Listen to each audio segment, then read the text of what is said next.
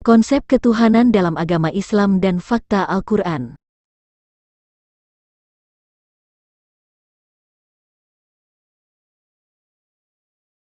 Berdasarkan pengakuan umat Islam, Allah itu adalah Tuhan yang Maha Esa, seperti yang tertulis di beberapa surat di Al-Quran.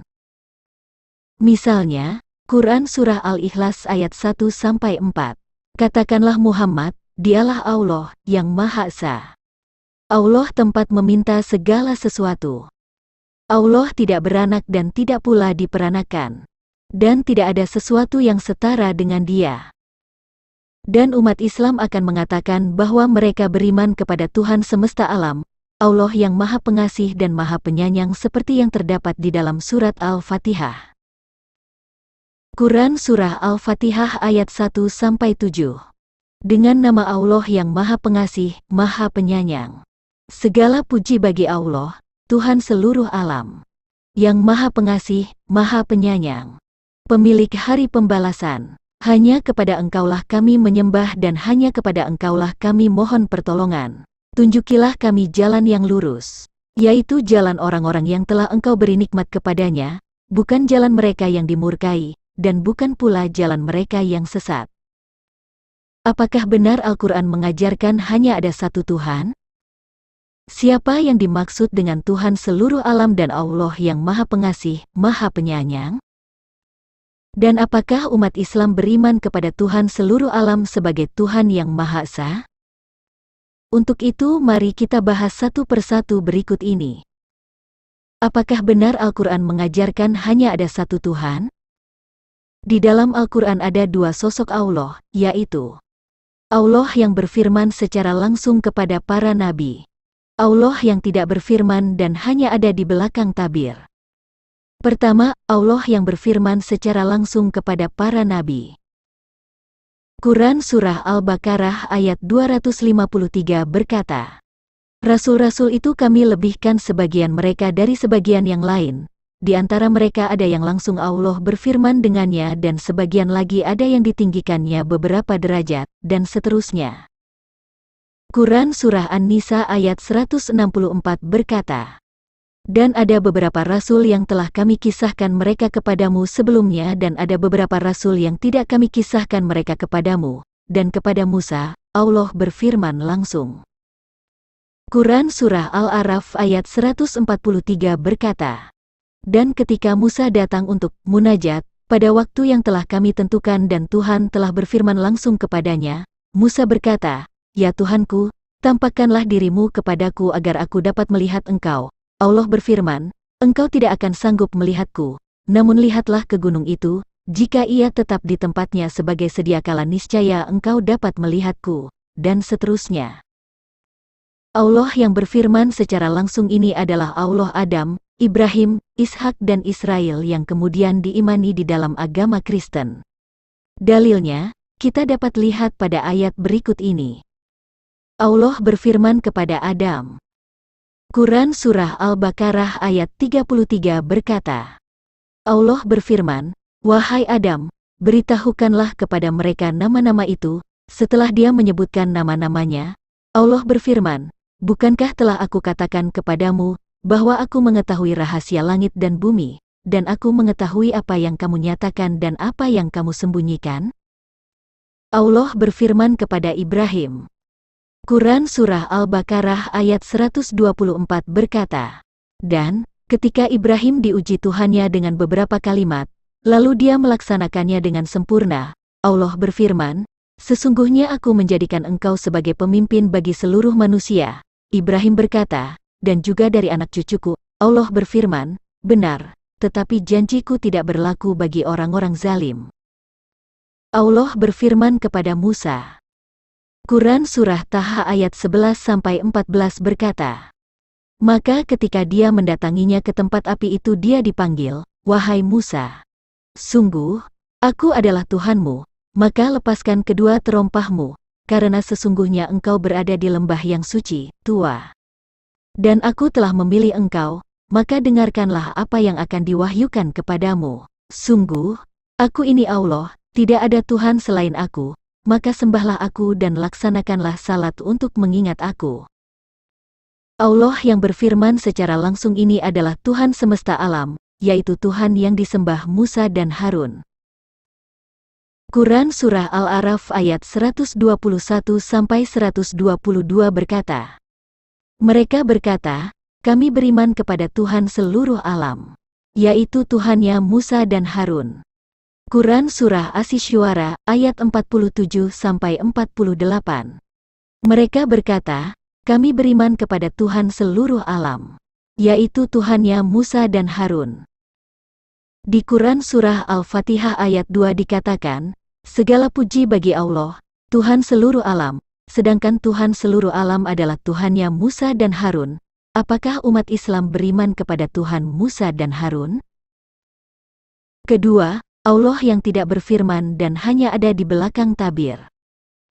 Quran Surah Asy-Syu'ara ayat 51 berkata, dan tidaklah patut bagi seorang manusia bahwa Allah akan berbicara kepadanya kecuali dengan perantaraan wahyu atau dari belakang tabir atau dengan mengutus utusan lalu diwahyukan kepadanya dengan izinnya apa yang dia kehendaki. Sungguh, Dia Maha Tinggi, Maha Bijaksana.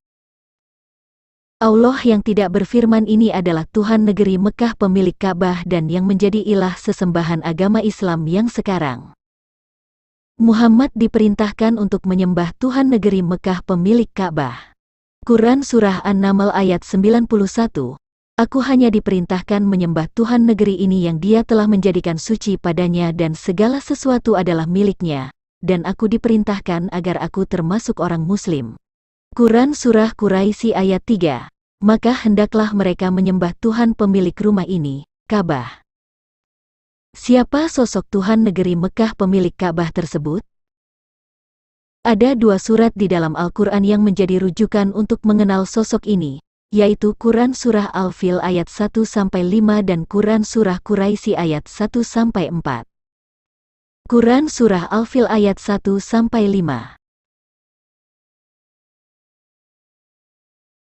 Ayat ini mengisahkan bagaimana Allah SWT melindungi Ka'bah dari pasukan bergajah. Tentang pasukan bergajah.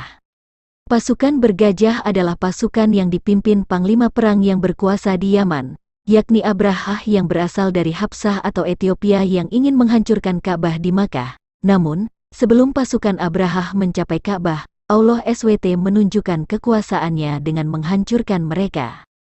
Kisah ini terjadi antara tahun 570 dan 571 Masehi dan dikenal sebagai Tahun Gajah, dan juga tahun ini menjadi tahun kelahiran Nabi Muhammad. Berdasarkan sejarah Islam, sebelum Muhammad mulai menyebarkan agama Islam di Mekah dan Madinah yaitu tahun 610 Masehi, orang-orang Mekah adalah penganut agama pagan, yang mana Ka'bah adalah tempat untuk menyembah berhala Hubal sebagai Allah mereka dan Al-Lata, Al-Uzza dan Al-Manat sebagai anak-anak Allah. Jadi dapat dipastikan bahwa sebelum tahun 570 hingga tahun 571 Masehi, Ka'bah adalah tempat pemujaan kepada berhala-berhala tersebut. Kalau Allah SWT melindungi berhala-berhala tersebut dari pasukan bergajah, siapakah sosok Allah SWT yang dimuliakan oleh umat Islam itu?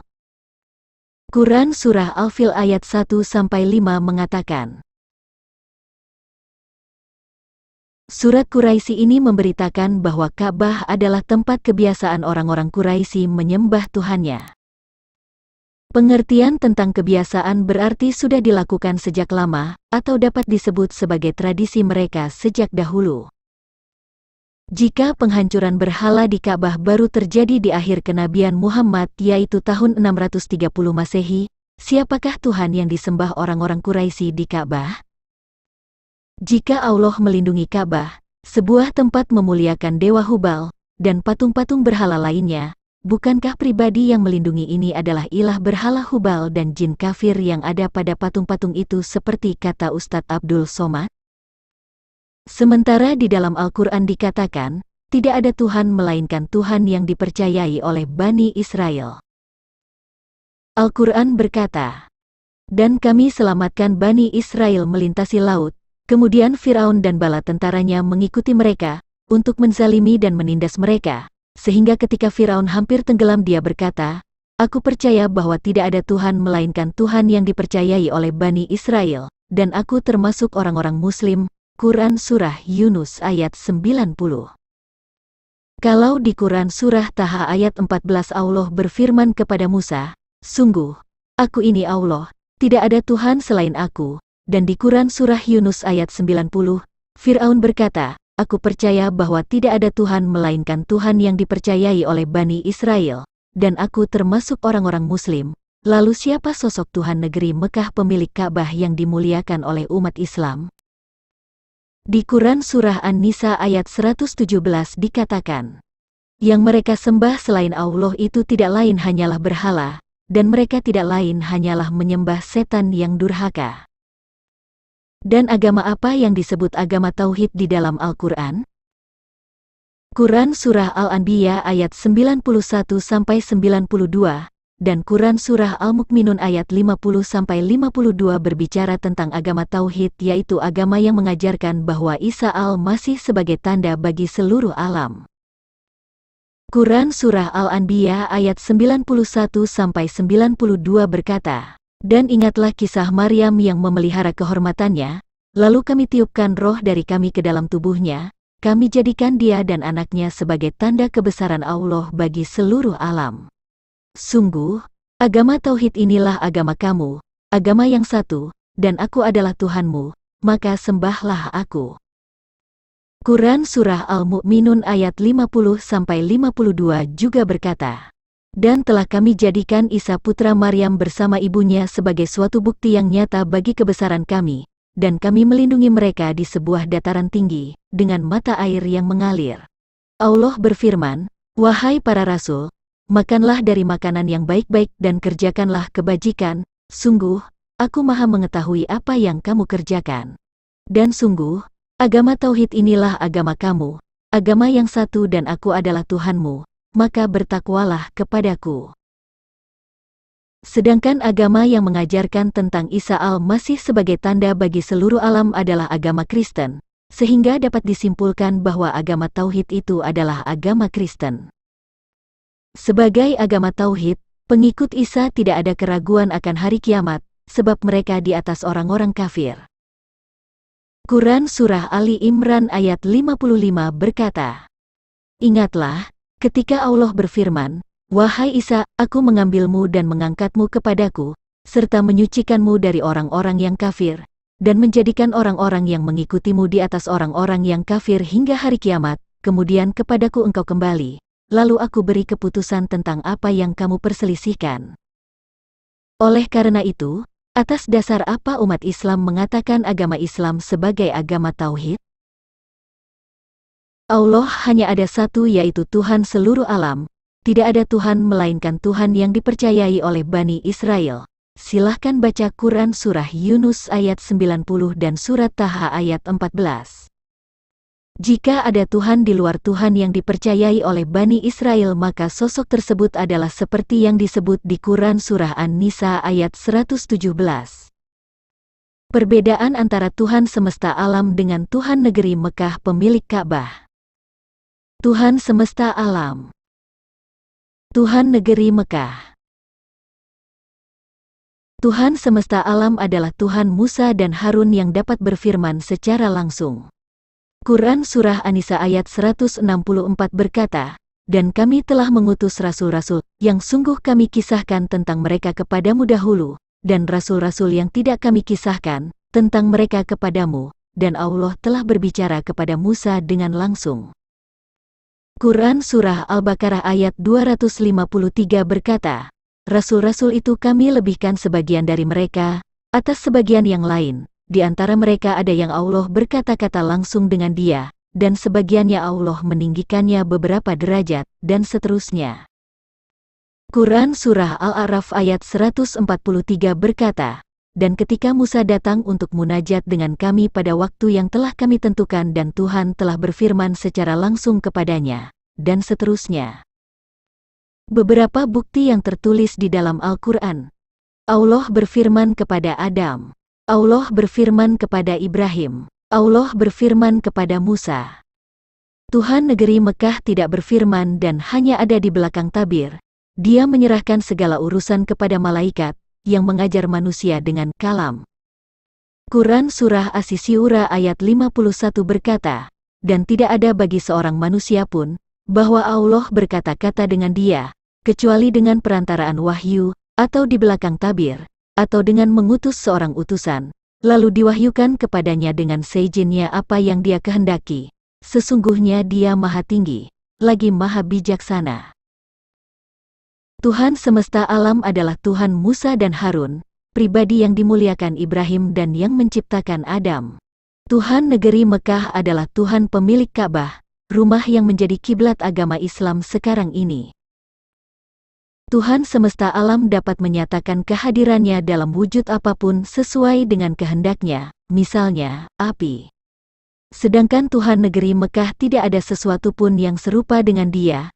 Dia tidak mungkin hadir dalam wujud makhluk dan tidak ada seorang pun yang dapat mengenal dia. Tuhan semesta alam memiliki roh dan berwujud roh, dan roh itulah yang kemudian turun ke dunia dan menjadi manusia melalui rahim Maria yang bernama Yesus. Yesus atau Isa adalah roh dari Allah dan firman-Nya yang tidak enggan menjadi hamba Allah untuk melakukan kehendak-Nya, sebab ia adalah kebenaran, jalan yang lurus dan suci. Tentulah ia bukan manusia biasa seperti Adam yang diciptakan dari tanah.